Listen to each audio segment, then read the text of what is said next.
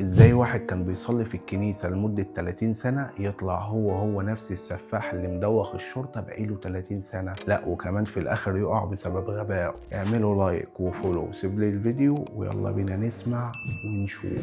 Dennis Rader, the BTK killer. BTK serial killer. BTK, a name he gave himself, short for bind, torture, kill. TK stood for bind, torture, kill. He calls himself the BTK Strangler and promises to kill again. BTK's brutal. BTK emerged in 1974.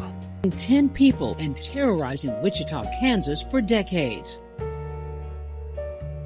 ازاي واحد عايش حياة طبيعية جدا يفضل يضحك على الشرطة لمدة 30 سنة، والغريب انه في الاخر هو اللي فضح نفسه. والقصة دي عن شخص اسمه دينيس ريدر، واللي كان معروف باسم BTK كيلر، والبي اختصار بايند، والتي اختصار تورتشر، والكي اختصار كيل، والكلمة على بعضها نطقها بايند تورتل كيل، يربط يعذب يقتل. وكان راجل عادي جدا متجوز وعنده اولاد وعضو نشط كمان في الكنيسة. لكن ده كان الوش التاني اللي هو مستخبي وراه. وبدايته الحقيقية كانت سنة 1974. بدأ من مدينة ويتشيتا في ولاية كانساس الأمريكية، والاختيار كان ذكي جدا لأن مدينة ويتشيتا أكبر مدينة في ولاية كانساس. وتفاصيل الجريمة كالتالي: اقتحم منزل عيلة أوتاريو وقتل منهم 4 أشخاص من العيلة، ومن هنا بدأ يسيب لنفسه اسم في مكان الجريمة، وساب علامة BTK اللي هي قلنا اختصارها في الأول. وزي ما تفسير الشعار بتاعه بيقول: ربط تعذيب قتل عمل في الأسرة دي بالظبط. ومن هنا بدأ الرعب الحقيقي،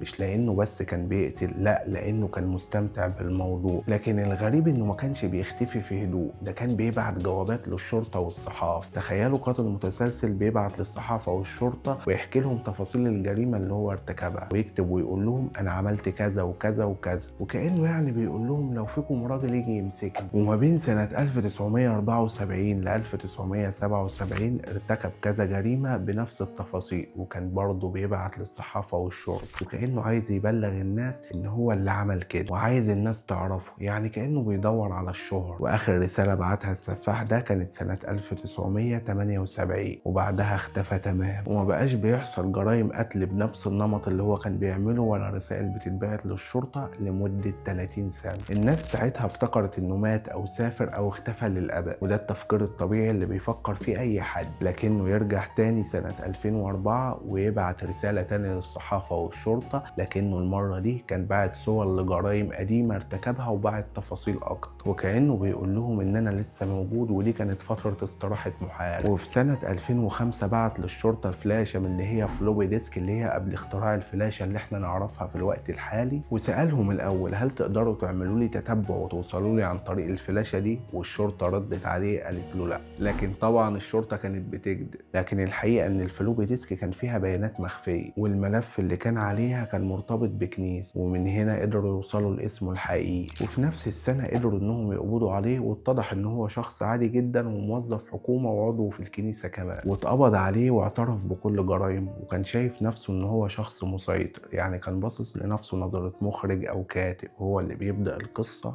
وهو اللي بينهيها. زي بالظبط صاحبك لما تكسبه سكور في البلاي ستيشن وتقول له أنا كسبتك، تبص تلاقيه بصلك وقال لك أنا اللي خسرت. فاجر. المهم اخطر حاجه في القصه دي انه لمده 30 سنه محدش من اهله او جيرانه شك فيه. تفتكروا ممكن حد زي ده يكون حواليكم وانتم مش واخدين بالكم؟ وما تنسوش اللايك والفولو وتعملوا شير للفيديو. سلام.